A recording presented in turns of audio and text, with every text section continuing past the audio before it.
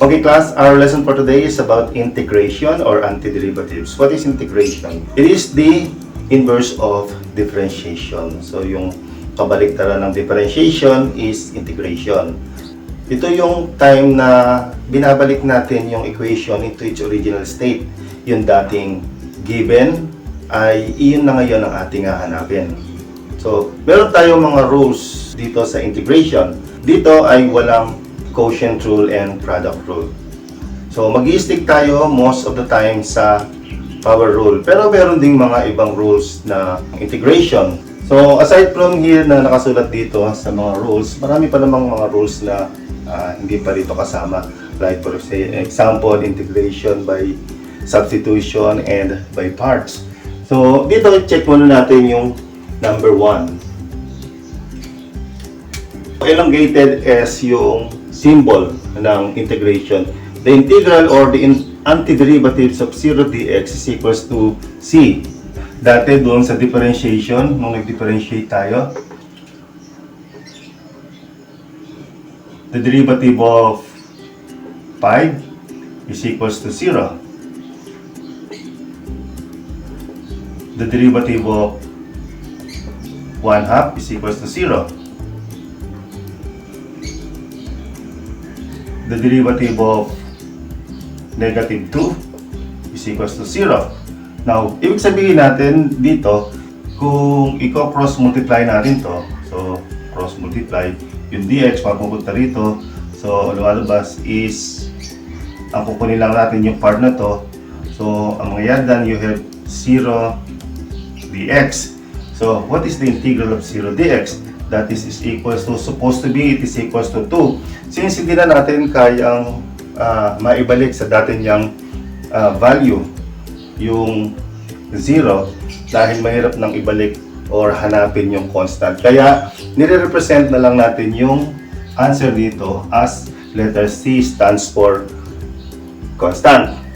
Now, ibig sabihin ito, ang equivalent na tanong dito, yung inverse na tanong dito is, what is the integral of 0 dx is equals to c. The integral of 0 dx is equals to constant. Hindi na natin alam kung ano na yung value ng constant natin. Always remember that the integral of 0 is equals to certain value of a constant. So, pwede natin sabihin na it is equals to c.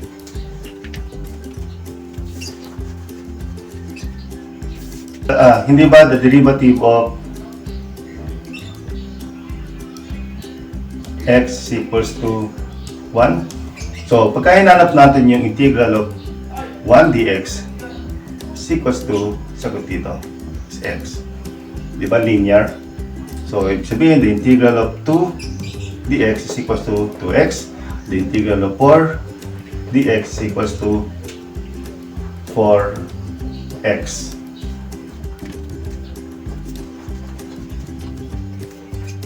Next is number 3. So, yung integral of k dx, ito na rin yung tanong dito kanina. So, bali tapos na tayo kanina sa k dx kasi nilagyan ko na lang the integral of 2 dx is equals to 2x. So, kanina, yung 1 dx kasi na to, yung 1 dx, ito ay isang identity function. So, sineparate na lang itong formula sa number 3 na meron siyang constant na 2, pwedeng 3, pwedeng 4. So, nagkaroon tayo ng example kanina. About this one, ang number 4 ay kabaliktaran ng power rule. So, tawagin natin dito sa integration na power formula. So, ano ba yung power formula natin? Ito. So, halimbawa, hanapin natin yung integral of x squared dx. So, using power formula, n is equals to 2. Then, power formula, x raised to n plus 1 over n plus 1. So, mangyayari dito, x, yung n is equals to 2 plus 1 all over 2 plus 1 dahil n plus 1, that is equals to x cubed over 3. So, the antiderivative of x squared dx is equals to x cubed over 3. So, another example, what is the integral of the square root of x dx? Di ba ang ginagawa natin dito? Nire-write ito ng integral of x raised to 1/2 dx. In that case, meron ka ng n is equals to 1/2 because that is raised to 1/2. So, using power formula, x raised to n minus 1 all over, n plus 1 all over n plus 1, that is equals to x, n is equals to 1/2 plus 1. Yung 1 pwede natin i-write as 2 over 2 para pareho na agad yung denominator na 2. So, i-add na lang agad natin yung numerator. All over n plus 1. So, n is equals to 1/2 plus 1, 2 over 2. So, yan natin, i-simplify. X is equals to 1/2 plus 2 over 2. We have 3 over 2. Divided by 1/2, 3 over 2. So, kunin natin yung reciprocal nito. So, now you have 2x 3/2 all over, then reciprocal all over 3. So, ito pwede naman natin gawin dito na x raised to 3/2, pwede natin lagay na 2 square root of x raised to 3 over 3. So, ito yung final answer dito sa number 4.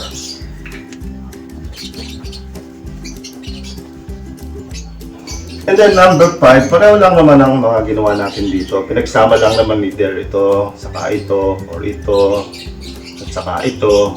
O pagsasama-samahin lang. So, by the way, yung mga sagot pala natin kanina, huwag niyong kalimutan na plus c. Laging may plus c. So, halimbawa, integral of x cubed dx. So, that is equals to x raised to n plus 1 over n plus 1 equals to x raised to 3 plus 1 over 3 plus 1 is equals to x raised to 4 over 4. Huwag niyo laging kalilimutan nga pala ang plus c.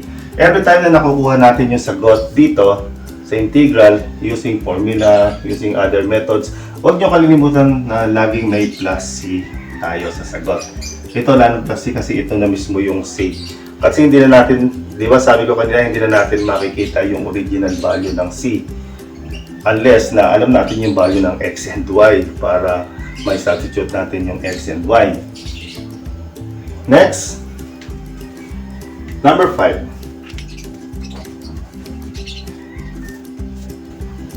Let's say, what's the integral of x over 2 plus 3 dx.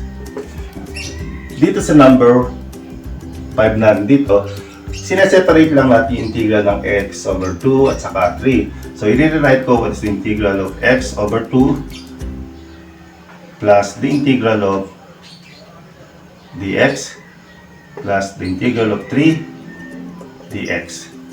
So, isa-isa natin hahanapin to bawat term.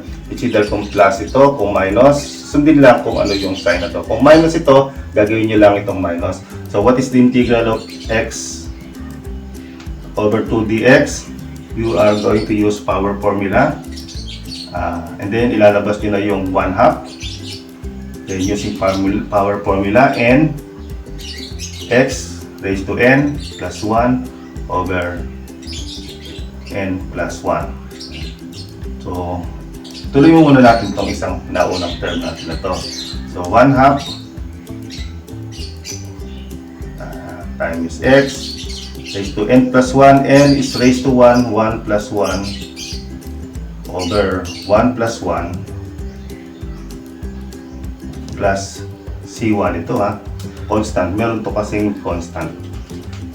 So, is equals to 1/2 of x squared over 2 plus C, C1, C1.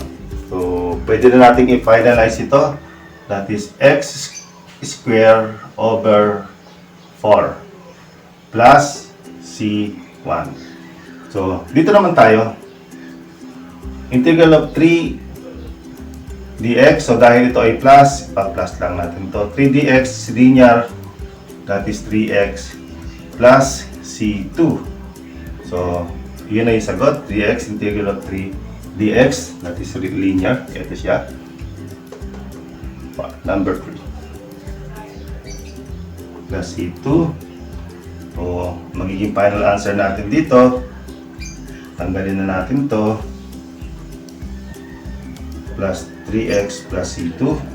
So, finally, dahil ito ay C1 at C2, pwede naman natin i-add yan.